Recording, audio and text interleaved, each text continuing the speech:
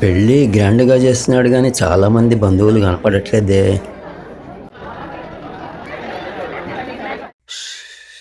అబ్బా, కాస్త మంచినీళ్ళు తెచ్చివమ్మా. బాబాయ్, ఎలా చేశాను నా కూతురు పెళ్ళి? చాలా బాగా చేసావురా, చాలా గ్రాండ్గా చేసావు. అసలు అరేంజ్మెంట్స్ కానీ భోజనాలు కానీ ఒక దేవతాలోకంలో కానీ లేదా ఒక జమీందారింట్లో పెళ్లి కట్టడం అవుతున్నంత ఫీలింగ్ వచ్చిందిరా. చాలా బాగా చేసావు. థ్యాంక్స్ బాబాయ్. అమ్మా నాన్న ఉంటే ఇంకా బాగుండేది.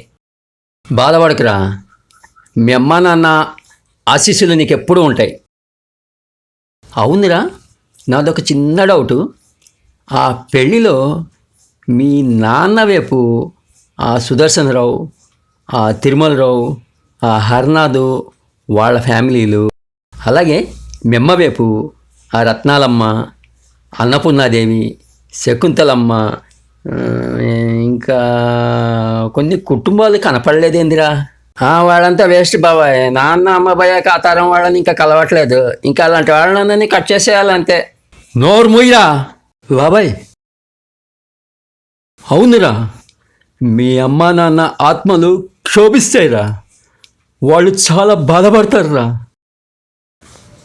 వాళ్ళంతా అప్పట్లో కలిసి ఎంతో ప్రేమగా తిరిగారురా. అప్పటి ప్రేమలు ఆప్యాయతలు మీకేం తెలుసురా? ఒరేయ్, మీ అమ్మా నాన్నతో కలిసి సంతోషంగా తిరిగిన వాళ్ళని నువ్వు దూరం పెడతావా? తప్పురా. రేపొద్దున్న ఇదే నీ నెక్స్ట్ జనరేషన్ ఫాలో అయ్యి మిమ్మల్ని కూడా ఇలాగే దూరం పెడితే ఎలా ఉంటుందో ఒక్కసారి భవిష్యత్తు ఆలోచించుకో. ఒక్కటి గుర్తుంచుకోండిరా, పెద్దవాళ్ళు అయిపోయారని, అమ్మా నాన్న లేనప్పుడు ఈ బంధువులతో ఇంకా పనేంటని, వాళ్ళ ఇంట్లో ఫంక్షన్లకి మనల్ని పిలవట్లేదని, పనికి మాలిన స్టేటస్ ఈగోలతో, ఏవేవో మూలశంక ఆలోచనలతో బంధుత్వాల్ని దూరం చేసుకోవద్దురా. వాళ్ళ పలకరింపు కోసం ఎదురు చూడొద్దు. నువ్వే ప్రతివారి దగ్గరికి వెళ్ళి పలకరించు, తప్పు లేదు. వాళ్ళు నీ బంధువులే. ఈ రోజుల్లో బంధుత్వాలని నిలబెట్టుకోవటం, కలుపుకోవటం చాలా కష్టం రా. ఎవరు కూడా ఇలాంటి తప్పులు చేసి మీ పితృదేవతలకు ఆగ్రహం తెప్పించవద్దు. చూడ్రా, నీ తల్లిదండ్రుల దగ్గర నుంచి నువ్వు నేర్చుకుని ఇదేనా?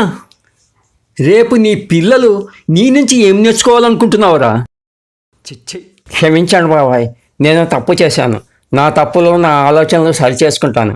నిజమే మీరు చెప్పింది. బంధువులంతా కలిసి ఉంటేనే ఆనందం. బంధుత్వాలు, పలకరింపుల గురించి నా కళ్ళు తెరిపించారు బాబాయ్.